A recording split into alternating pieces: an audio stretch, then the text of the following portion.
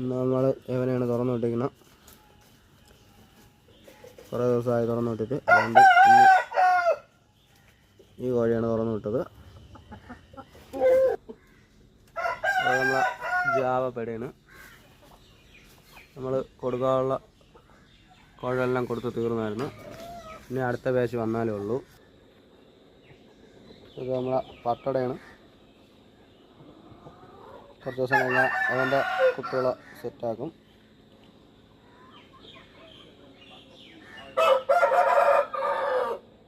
പട്ടട കുട്ടികളൊക്കെ ആവശ്യമുള്ളവർക്ക് കോണ്ടാക്ട് ചെയ്യാം.